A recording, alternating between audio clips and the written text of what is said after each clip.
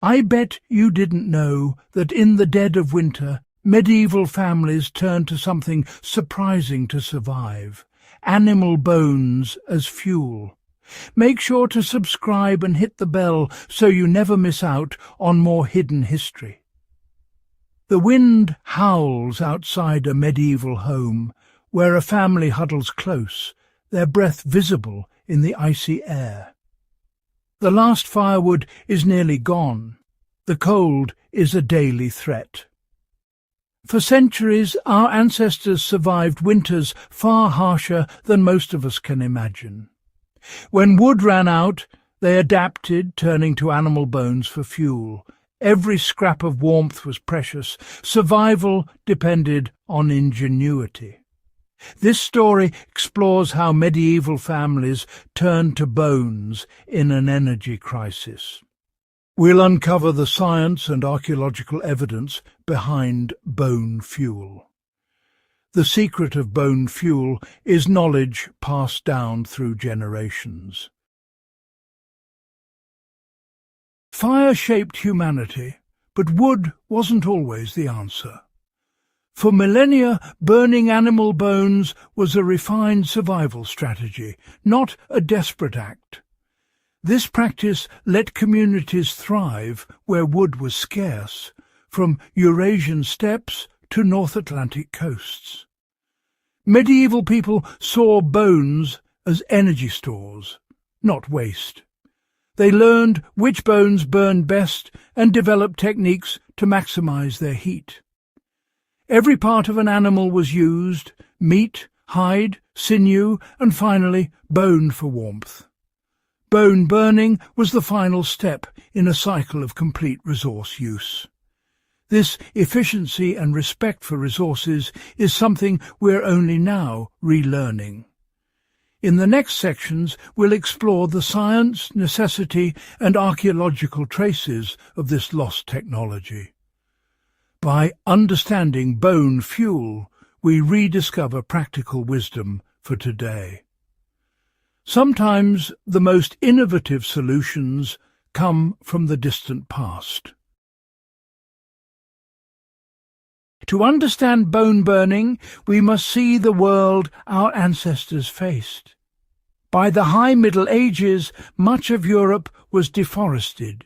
Wood was scarce and expensive. Peasant families relied on what little they could gather, often just fallen branches. Fuel shortages drove up prices and created social tension. For the poor, a cold winter could be deadly. Without fuel, food couldn't be cooked, water couldn't be boiled, and illness spread. In this crisis, people turned to alternative fuels: peat, dung, and most importantly, animal bones. Bones from kitchens, butchers, and dead livestock became a vital resource. They transformed waste into energy, surviving the coldest days with ingenuity. Bones seem unlikely fuel, but medieval people understood their hidden power. Bones are made of 1/3 organic matter, mainly fat and collagen, and 2/3 mineral. The fat and protein inside provide concentrated energy. When added to a fire, bones dry, then release flammable gases as the fat and collagen break down. The result? A bright, long-lasting, often smokeless flame. Bone fires burn hotter and more efficiently than poor-quality wood. The real genius was co-combustion, mixing bones with damp wood or peat.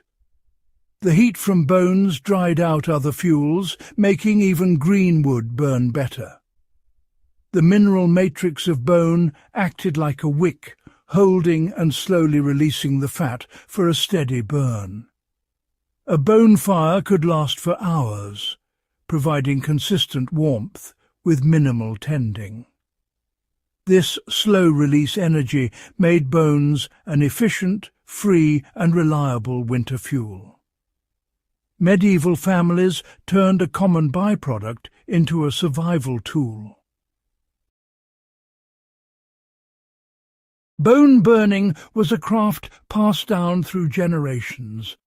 Bones came from kitchens, butchers, and dead livestock. Nothing was wasted. Bones were broken open to extract marrow and increase surface area. Large leg bones, rich in fat, burned the longest. After breaking, bones dried for weeks to remove moisture. Dried bones caught fire easily and burned hot. Fires began with wood or peat, then bones were added to the embers. The fat ignited, producing intense white-hot heat. This stretched wood supplies and kept the hearth warm. Bone burning was a cornerstone of medieval resilience. Bone burning isn't just legend, it's written in the earth. Archaeologists have found evidence from Ice Age Ukraine to medieval England. In Mezhyrich, Ukraine, mammoth bone dwellings and hearths filled with burnt bone show bone was the main fuel. Across Europe, Paleolithic sites reveal burnt bones from mammoth, rhino, and deer. In Alaska's Aleutian Islands, sea mammal bones fueled fires for millennia. Medieval sites in York and Paris contain pits of calcined animal bone, distinct from cooking waste.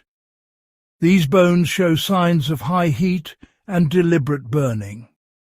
The archaeological record proves bone burning was widespread and vital.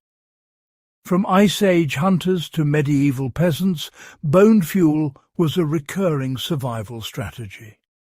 The earth preserves the story of this forgotten flame. Bone burning still holds lessons for today's self-sufficient lifestyles. Hunters and homesteaders can process and store bones as supplementary fuel. After butchering, large bones are broken, dried, and added to wood fires. In modern stoves, burning bones boosts heat and efficiency, reducing waste. Livestock keepers can see bones as stored energy, not just disposal problems. This closed-loop thinking mirrors true sustainability. The ancient practice encourages us to rethink waste and resource use. What other overlooked materials could be valuable? The lesson: resourcefulness and creative use of what's at hand. Ancient wisdom is more relevant than ever in a resource-conscious world. The story of bone fuel is a testament to human resilience and ingenuity. Our ancestors were practical engineers, turning waste into warmth. Their lost wisdom offers solutions for today's challenges. We've seen how necessity drove innovation, and how bone fuel outperformed poor wood. Archaeology confirms this was a widespread ancient technique. The lessons remain relevant for modern sustainability. Every culture has its own survival secrets, skills that risk being lost. Let this story inspire you to seek out and share old wisdom. Talk to elders, read local histories, experiment with forgotten techniques. Rekindling this knowledge honours our ancestors and strengthens our communities. The future of our past is in our hands. Let's bring these survival skills back into the light.